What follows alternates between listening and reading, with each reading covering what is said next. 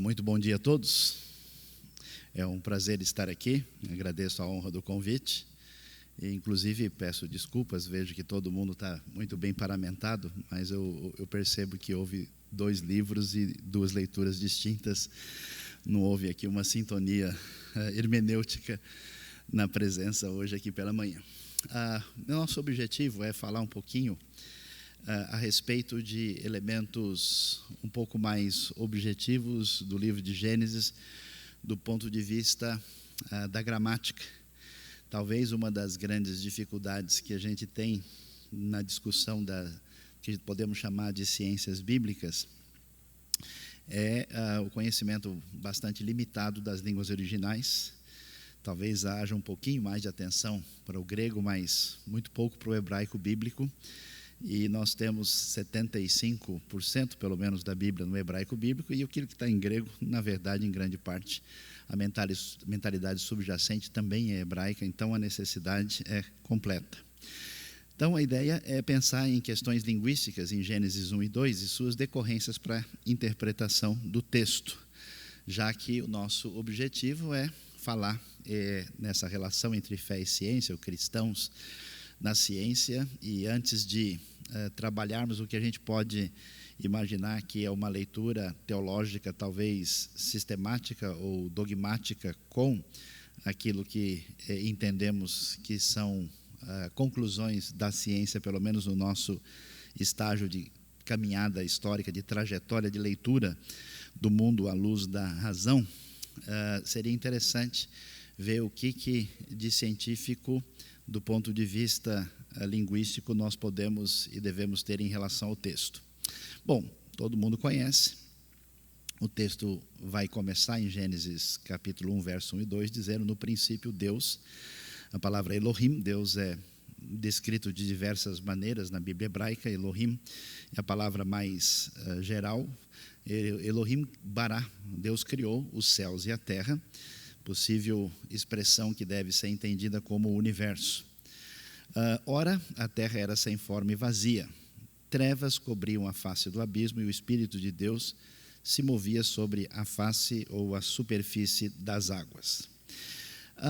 A primeira grande dificuldade, e acho que pouca gente tem noção, é que o primeiro versículo da Bíblia, a primeira palavra da Bíblia, a primeira letra da Bíblia, a primeira categoria gramatical de Gênesis 1 representa um desafio que daria mais ou menos umas 20 conferências como essa.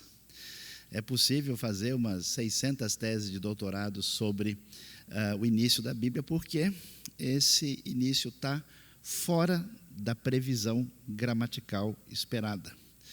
A expressão Bereshit, ela não está de acordo com a previsão que a gramática hebraica esperaria. Qualquer pessoa que tenha uma base razoável de hebraico bíblico olha e fala: peraí, como assim? Onde é que está o artigo? Por que essa construção no final? E, portanto, isso vai acabar influenciando todo o debate, toda a discussão sobre o assunto, porque do ponto de vista técnico, exegético, gramatical, a grande verdade é que nós temos uma série de possibilidades legítimas que podem permitir traduções variáveis do começo do livro de Gênesis. Há uma obra muito especial do professor Waltke, que foi publicada inclusive pela Casa de Cultura Cristã, de sintaxe do hebraico bíblico. É uma das poucas obras muito expressivas que também foram lançadas em português. Há bastante discussão sobre o assunto lá. Então, se nós olharmos para o texto, Bereshit bara Elohim et hashamayim vet haaretz, depois vehaaretz haitá tohu vavohu vechosher al pnei techom veruach Elohim meracheft al pnei hamayim. São os 2 primeiros versículos. Então, literalmente, se a gente pensar assim, está escrito no texto em um início, ou em um princípio.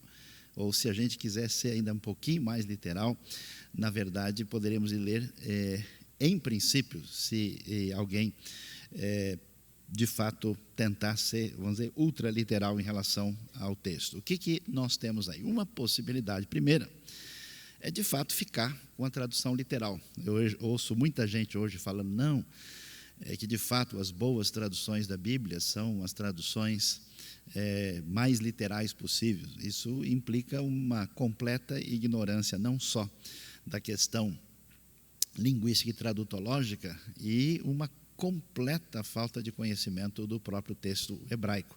Não há nenhuma Bíblia, nem português, nem qualquer outra língua, que nem de perto seja razoavelmente literal em relação ao texto hebraico. Para começar, o texto hebraico não tem verbo ser e estar no uso presente na Bíblia hebraica, então todos os textos que tem somos, tudo isso foi interpolado porque a língua original não os usa, porque é desnecessário, semelhante ao que acontece com o russo. Então, em um princípio criou Deus, isso deve ser Bereshit, tradução literal, quase nenhuma versão, e é compreensível, vai usar, porque o que significaria isso? Talvez, em princípio, como se fosse uma espécie de expressão adverbial, inicialmente Deus criou os céus e a terra, mas fica muito estranho. Em um princípio não parece querer dizer nada, em princípio pode causar mais confusão do que ajuda. Então, sendo isso difícil, até hoje não encontrei, a não ser nos interlineares, qualquer versão, em qualquer língua decodificável, que alguém tenha tentado, de fato, prosseguir com o texto no seu sentido, a princípio, bem literal. Portanto, a outra ideia que predomina na vasta maioria das versões, mas não em todas elas, vai traduzir o Bereshit como se tivesse escrito Bareshit. A gramática hebraica faz aí um uso do artigo ha com a preposição be, numa contração onde be quer dizer em e ba quer dizer no, como o português em mais o.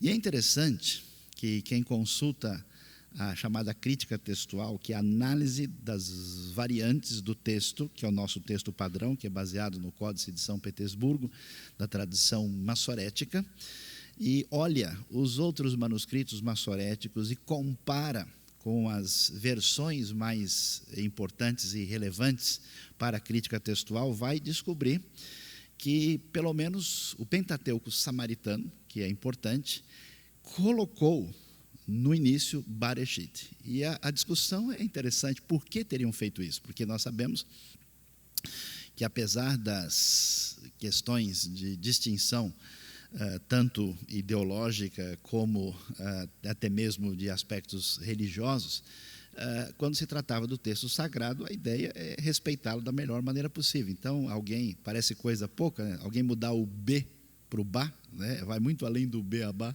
a coisa não pode ser assim. No entanto, a mudança está, talvez, por duas razões. Uma é porque, lendo o texto, entenderam que implicitamente existe a ideia de um artigo definido e, portanto, acharam que poderia ser assim, ou talvez trabalharam com um texto consonantal, sem vogais, que é uma coisa compreensível na tradição antiga, e acharam que era absolutamente razoável que o sentido seria o que todo mundo esperaria, a presença do artigo. E, além disso, lendo a continuidade do texto, o contexto aí de Gênesis 1:1, tudo isso vai favorecer a ideia de um artigo, já que a gramática hebraica permite isso, apesar de não ser leitura natural aqui, em muitos casos existe um uso aí, de definição mesmo com a ausência do artigo. Então, apesar de não ter, a ideia é que o sentido de definição estaria implícito em função do texto como um todo. É interessante que, se as coisas estão complicadas logo no princípio, no final desse princípio, elas se complicam um pouco mais. Se complica por quê? Porque a forma do substantivo que aparece junto com a preposição não é a forma esperada. Na verdade, literalmente, está escrito em princípio de. A forma de Reshit é uma forma genitiva, que sugere algum tipo de complemento. E a pergunta é, o que que está por trás disso? Os mais críticos, que não costumam valorizar a forma final do texto, chegaram até a sugerir, caiu uma palavra, um termo aqui desapareceu, houve alguma dificuldade com copistas, alguma coisa do tipo, porque, de fato, a frase diferente tem levantado diversas opções. A pergunta é princípio de quê, que está aí, princípio de tudo, princípio da criação, o que está relacionado com o termo propriamente dito. E a ginástica foi tão interessante que teve gente, por exemplo, que tentou sugerir que o bará, que é o verbo criar, talvez, se fosse repontuado, poderia virar um substantivo. Então, no princípio da criação, mas só que a sequência do texto vai permitir que isso crie mais problemas do que ajuda. Então, diante disso, uma boa parte dos estudiosos acabou imaginando que haveria um genitivo que teria um outro substantivo na sequência, né, aquilo que a gente chama da construção aqui hebraica, que é o construto, que ele teria uma espécie de termo elíptico que estaria em jogo aqui e que o autor achou desnecessário incluir. Então, seria no princípio de tudo, do universo, ou seja, aí a hermenêutica tem vários livros para escrever, portanto, a questão fica assim compreendida como lidar com a segunda dificuldade. Qualquer trabalho técnico de tradução ou de interpretação de Gênesis fundamentado no texto vai ter que trabalhar com as duas discussões que envolvem a preposição be e a forma de construto genitivo que envolve o substantivo aqui, que aparece como reshit. Mas a coisa fica talvez mais surpreendente quando a simplicidade do hebraico torna-se uma grande dificuldade linguística e hermenêutica. A preposição be, como acontece também, que tem um sentido básico de em, às vezes quer dizer com, às vezes quer dizer por, mas dependendo da frase, o seu uso tem sentido temporal, é uma partícula temporal. Como a gente usa, né? Em cada domingo, é evidente que esse em tem sentido temporal. Por isso que até a discussão, né, depois que vai aparecer, no dia em que o Deus criou os céus e a terra, Baiom, esse Baiom que vai aparecer no capítulo 5, algumas traduções colocam no dia, outras traduzem, e a gramática permite razoavelmente, pela expressão quando. E o que acontece? Aqui a coisa fica muito surpreendente e interessante. Se be não é ba e tem sentido sem qualquer uso de artigo, alguns estudiosos construíram aí vamos dizer, uma leitura sintática muito mais ampla, que entende o be como se traduzido com partícula temporal igual a quando. Então, a ideia é, quando Deus criou, quer dizer, no princípio Deus criou, quando Deus criou os céus e a terra, vírgula, sendo a terra sem forma e vazia, e o Espírito de Deus pairando sobre a face das águas, disse Deus. Que essa frase, ela estaria, a oração, então, criando uma relação de dependência com as orações, seria uma espécie de oração principal que coordenaria, ou melhor, subordinaria as demais para fazer uma tradução que a gente quase não encontra em nenhuma versão.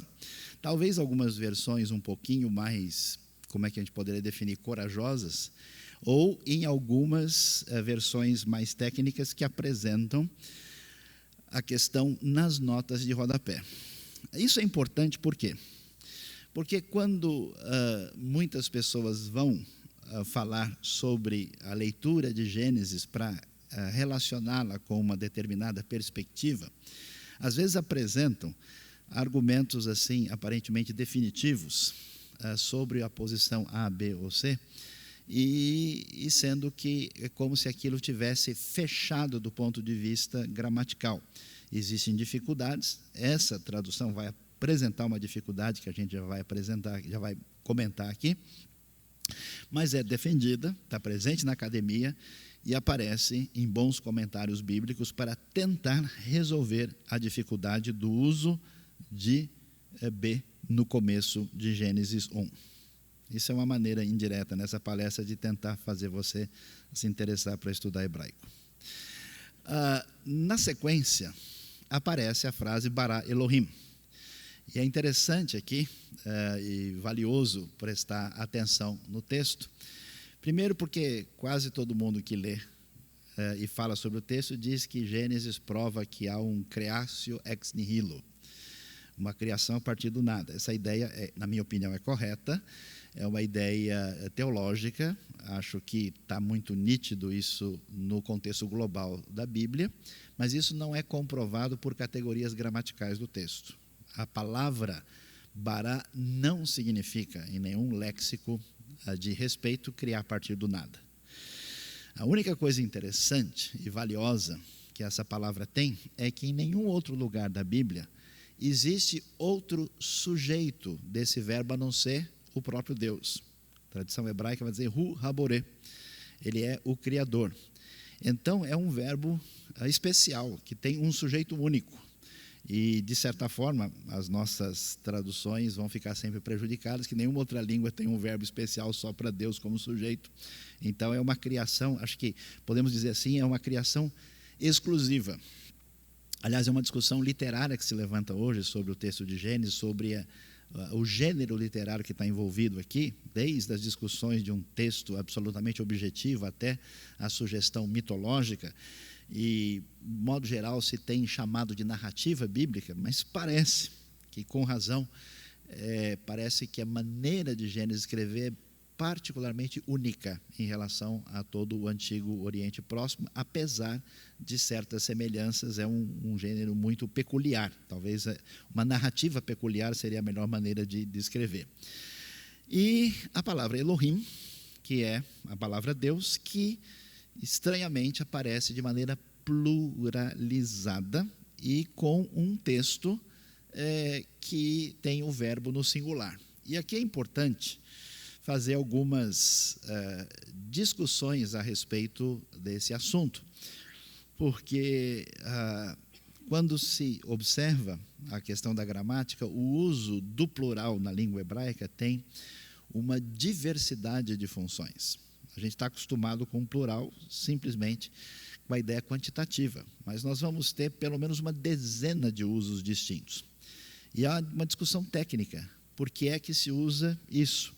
A palavra Elohim, como se refere a um Deus único, porque ela também pode se referir aos deuses pagãos, né? Elohim, Acherim, outros deuses, e aí o verbo está no plural. Mas o verbo no singular vai mostrar que é a ideia do Deus único. Mas existe talvez uma espécie de exagero, muita gente tentando ver nisso uma coisa muito fora do normal.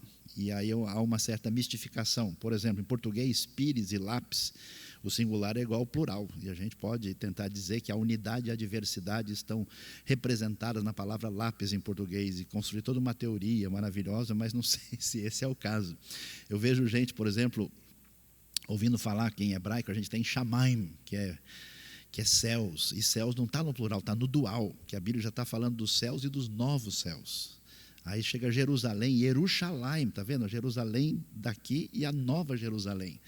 E aí a gente chega na palavra Mitzrayim, que é Egito, aí Egito e o novo Egito, né? E aí a gente acaba talvez não percebendo que as línguas têm o seu caminho que passa por uma série de transformações que não corresponde aos caminhos da álgebra e, portanto, construir demais nisso pode ser complicado. De qualquer maneira, é interessante.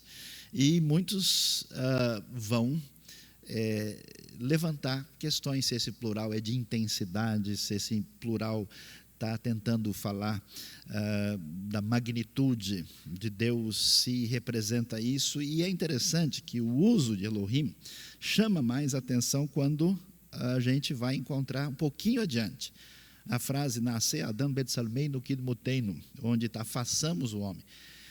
E a discussão amplia com o sentido do uso da pluralidade, não só de Elohim e de outros termos, verbos. Lembra de Isaías 6? Quem há de ir por nós? E claro, eu só queria chamar a atenção para o raciocínio. Parece muito razoável, em função de diversos textos, de Gênesis 1, de Gênesis 3, 1:26, o uso de Elohim, também o uso que nós vamos ter em Isaías 6, de entender que na Bíblia hebraica existe uma ideia razoável de uma pluralidade na divindade, alguma relação de pluralidade, mas não é procedimento legítimo, exegético, entender que isso fala diretamente de trindade. Do ponto de vista da teologia sistemática, a trindade está bem estabelecida no Novo Testamento e a gente pode ler esse princípio do livro de Gênesis e os demais textos como uma referência a uma pluralidade que depois vai ser apresentada mais nitidamente como triunidade divina.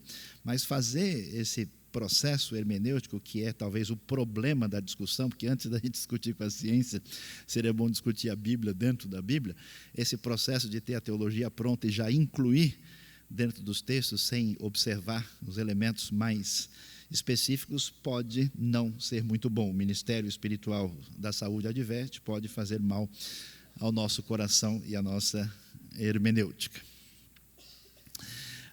Portanto, vamos olhar um pouquinho mais e ver que coisas extraordinárias temos sobre o assunto.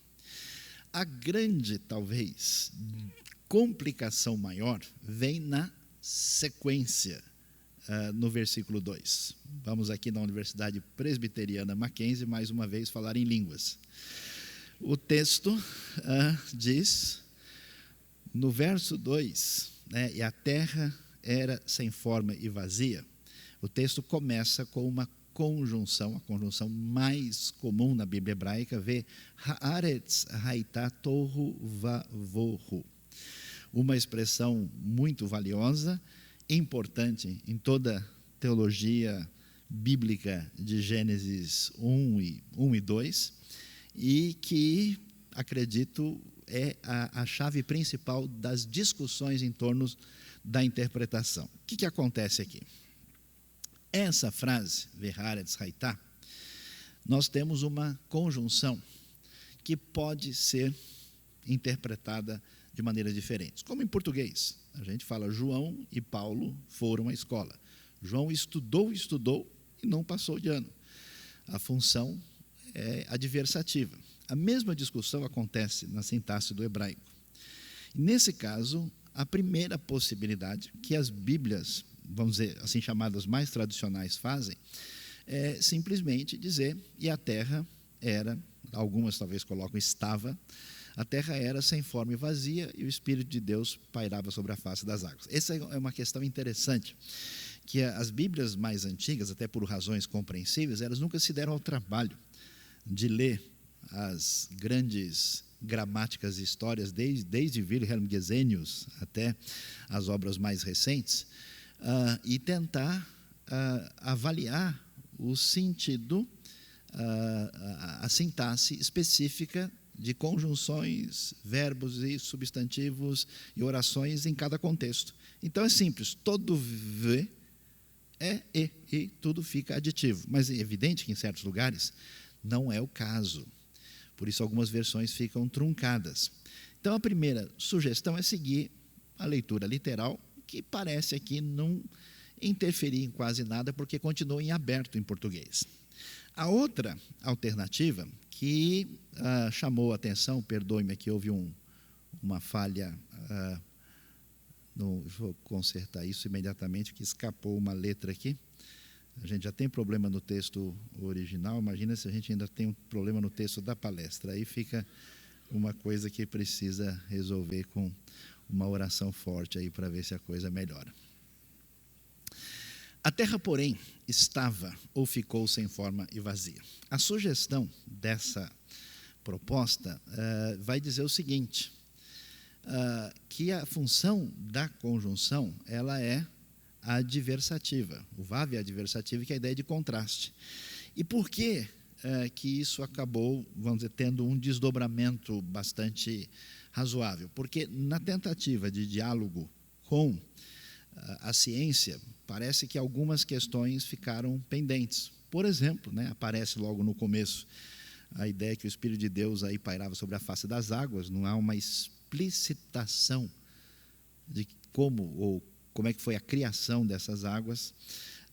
Aparece as trevas sobre a face do abismo, aparece um sinal, alguns fazem ligação da expressão com Isaías, que Deus não criou a terra para ser torro-vavor, e então entende o seguinte, que existe um cenário estranho, que sugere que depois de Gênesis 1:1, existe em Gênesis 1:2 um cenário de uma espécie de recriação, o que veio sugerir uma ideia de um intervalo, um espaço de tempo enorme entre a criação de tudo e o que seria uma reordenação da Terra. Então, nesse caso, existe a sugestão de que não é que a Terra era sem forma e vazia, mas a ideia é, no princípio, Deus criou os céus e a terra, no entanto, o que aconteceu é que a Terra ficou sem forma e vazia, entendendo essa frase como ficou caótica, ficou numa situação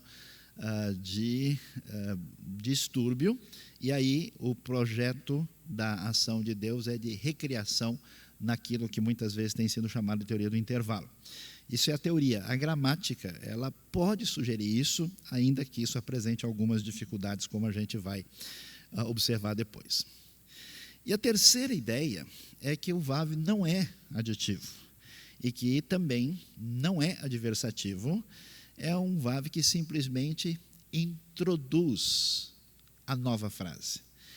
Introduzindo a nova frase, isso representa uma ruptura com a frase anterior. A ideia é ou não incluir absolutamente nada, Deus, no princípio Deus criou os céus e a terra, ponto. Espaço, linha de baixo, começo de um novo parágrafo.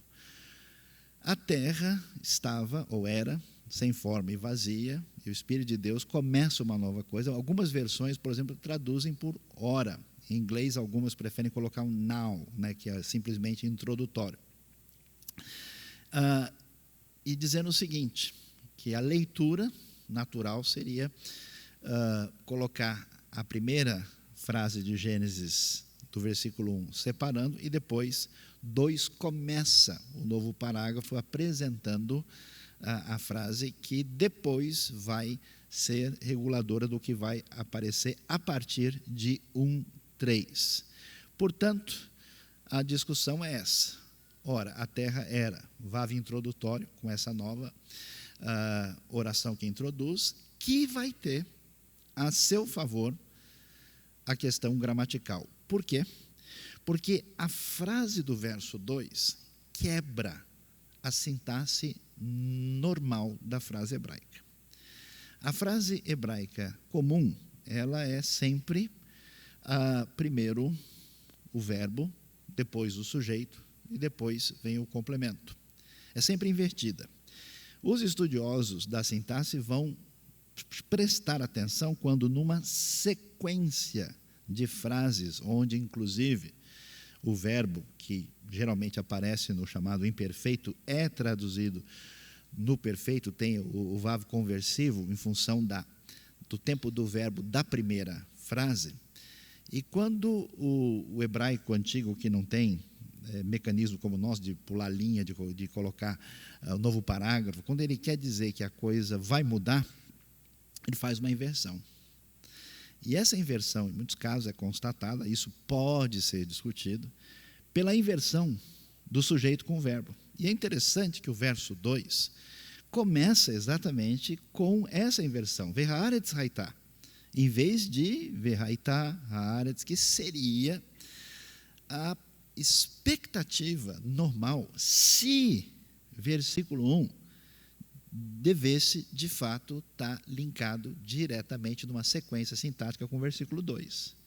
Como isso não acontece, parece que, de fato, a sugestão mais razoável com o conselho da gramática e da sintaxe é que o verso 1 seja separado do 2. Isso nos ajudaria a entender, talvez, duas coisas. Que, de fato, Primeira frase, Gênesis 1:1, é uma frase introdutória, que talvez funcione como uma espécie de título geral do livro, ou no mínimo, até pela estrutura paralela do que vai aparecer em 2:4, já que Gênesis é estruturado em trechos organizados pela expressão eletordot, que é o seu paradigma de estrutura literária, nós temos 1:1 e depois a frase 2:4. E essa frase poderia, então, estar organizando essa seção, ou até mesmo sendo a referência geral do livro como um todo. E também estaria dizendo para a gente que nós não podemos fazer aquela tradução. Quando Deus começou a criar os céus e a terra, sendo a terra sem forma e vazia, e fazer uma ligação de dependência sintática do verso 1 e 2 para fechar no verso 3, disse Deus. Então, isso parece ser razoavelmente defensável do ponto de vista gramatical e, de fato, vai também apresentar aqui uma luz maior, né? Vai dar um highlight aqui na expressão tohu vavohu, porque ela é fundamental na organização de todo o conteúdo que aparece em Gênesis de 1:3 até 2:4. A gente tem, né, a afirmação teológica que aparece aí no verso 1, 2, e depois, do 3 em diante, você tem a lógica do texto. A lógica do texto é o quê? A terra não tem forma, a terra está vazia. Então é preciso dar forma e é preciso preencher. E aí os dias da criação são organizados, 3, 3, e assim os detalhes vão aparecer, e eu não vou entrar neles porque não é o objetivo dessa primeira fala. E aí apenas aqui o destaque para a compreensão da importância do verso 2 como introduzindo o que vai aparecer no verso 3, e que essa expressão tohu vavohu, ela é fundamental para organizar tudo que aparece na sequência. E assim, então, nós vamos, de fato, concordar, né, com a ideia do verso 1 e depois verso 2 separados, e, portanto, a sugestão é que se traduza: ora, a terra era sem forma e vazia. Uma outra questão que envolve um aspecto linguístico literário e que tem bastante decorrência para a leitura do texto de Gênesis, porque talvez um dos grandes desafios na história da tentativa de haver conversa entre o discurso científico e o discurso, digamos assim, teológico, era a tentativa de fazer uma leitura mais literal possível em Gênesis e entender que essa leitura representava, vamos dizer, a expressão plena do que deveria ser entendido, e isso é colocado em contraste com, pelo menos, o discurso científico apresentado numa determinada época da história recente. Mas é interessante, se a gente de fato for prestar atenção à literalidade do texto, que geralmente a gente não faz, a gente vai ficar surpreso. E fica surpreso porque isso vai revelar para a gente a maneira como a linguagem de Gênesis 1 revela a forma de pensar da redação do texto. Então, a gente lê, por exemplo, né, então disse Deus: cubra-se a terra de vegetação, plantas que deem semente, árvores cujos frutos produzam sementes de acordo com as suas espécies, assim foi.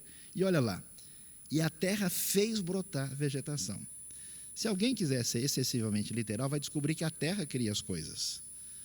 E a pergunta é: a terra cria ou não cria? Aqui nós temos uma descrição ontológica do surgimento da vegetação. A coisa é relativamente simples. Numa visão hebraica que pode comunicar a verdade a uma criança, a um pastor de ovelhas, a uma pessoa erudita, todas as pessoas de todos os lugares do mundo, Deus é muito mais sábio do que a gente. O discurso não é elitista, o discurso é fenomenológico. O sujeito chega num lugar, especialmente quem vai a Israel descobre isso. Ele olha, está tudo seco, não tem nada. Aí depois de um pouco de chuva, ele olha e vê que a terra fez surgir tudo aquilo que está diante dos seus olhos, porque a terra tem fertilidade. Então, do ponto de vista da visão imediata, a terra fez brotar. E isso não significa que Deus não criou Ah, não, a vegetação a terra criou sozinha, é uma segunda criação, é o demiurgo do Gênesis 1. Não, isso é loucura, né? A ideia é essa, e as plantas que dão semente de acordo com as suas espécies, e árvores cujos frutos produzem semente de acordo com as suas espécies, aparecem aí no texto. E é interessante, a terra produzir vegetação, a gente fica feliz, nossa satisfação é grande, mas ouvir o verso 24 deixa a gente mais preocupado. Produz a terra seres vivos de acordo com as suas espécies. E claro, o texto não está tentando fazer uma descrição do tipo que alguém faria numa leitura basicamente literalista. A terra produz no sentido de fato estar vazia, e no momento seguinte, aquilo que tem origem na fertilidade da terra, que atinge os animais, também é responsável pela organização da vida à nossa volta. É interessante aí ver os seres vivos, né, os rebanhos domésticos, animais selvagens e demais seres vivos na terra. Essas traduções são controvertidas, eu vou fazer uma pequena palavra antes de terminarmos aqui. E aí, na sequência, nós temos de acordo com a sua espécie. E essa talvez tenha sido uma das palavras, das questões mais complicadas a expressão. A palavra é min, aqui aparece leminô, né? Quando o texto vai dizer que Deus ordena que a terra produza, né? Deus diz que a terra produza erva verde e tal, e cada um de acordo com a sua espécie. Talvez a grande discussão, historicamente, se deu em torno da palavra min. Min, que quer dizer espécie, é traduzido de acordo com o seu tipo, podemos dizer, e uma grande controvérsia feita em favor do uso muito específico de min. Pessoalmente, particularmente, acho muito difícil entender a sugestão evolutiva, especialmente a partir das suas teorias primeiras e mais ortodoxas. Mas, às vezes, a percepção do texto bíblico ela é muito inexata. Não é um termo restrito que possa ser percebido como espécie da maneira como nós entendemos isso em biologia. O termo é bem genérico.